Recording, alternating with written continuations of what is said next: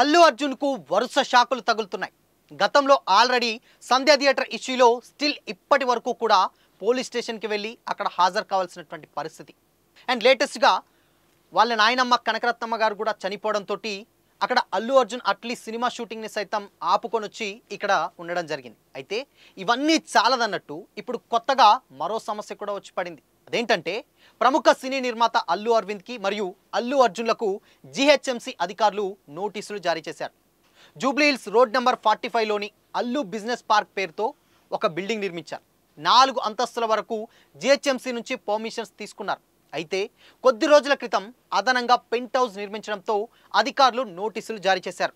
అక్రమంగా నిర్మించిన ఆ పెంట్ హౌస్ను ఎందుకు కూల్చవద్దో తెలపాలంటూ జీహెచ్ఎంసీ సర్కిల్ 18 అధికారులు షాకోజ్ నోటీసులు కూడా అందులో మెన్షన్ చేయడం జరిగింది. అయితే Allu Arjun business park November 2023లో నటుడు అల్లు అర్జున్ కుటుంబ సభ్యులతోటి కూడా మొదలుపెట్టారు. అల్లు రామలింగయ్య 101వ జయంతి సందర్భంగా ఈ నిర్మాణం కూడా స్టార్ట్ అవ్వడం జరిగింది. అయితే ఈ పార్క్ జూబ్లీహిల్స్లో ఉంది. ఇది Geetha Arts and Allu Arts వంటి కుటుంబ వ్యాపారాల కార్యకలాపాలకు కేంద్రంగా ఈ భవనం పనిచేస్తుంది. అయితే అనుమతులు లేకుండా అంటే పర్మిషన్స్ లేకుండా పెంట్ హౌస్ నిర్మించడంతో దానిని కూల్చేస్తామంటూ జీహెచ్ఎంసీ అధికారులు నోటీసులు అయితే ఇవ్వడం జరిగింది.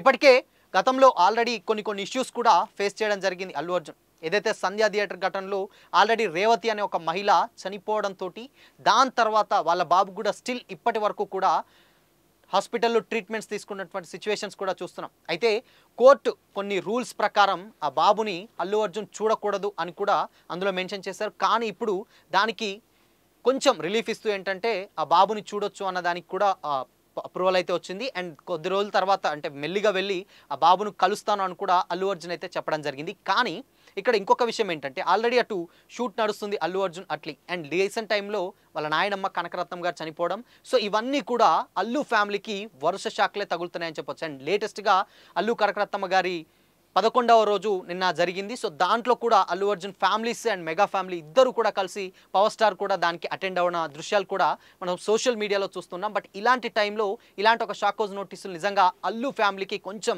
ఇబ్బందికరంగానే చెప్పొచ్చు. మరి దాని మీద వాళ్ళ రియాక్షన్ ఏంటి అనేది అయితే మరికొద్దిసేపట్లో తెలియాల్సి ఉంది.